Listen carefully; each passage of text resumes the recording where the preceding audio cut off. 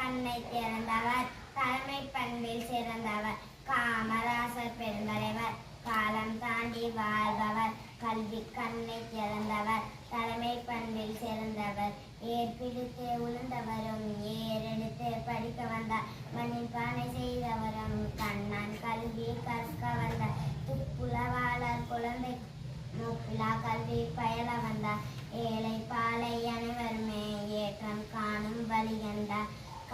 காமராசர் ஆட்சியிலே கனவுகளானது நனவாக, மதிய உணவு திட்டத்தால் பலரும் கற்றால் நலமாக.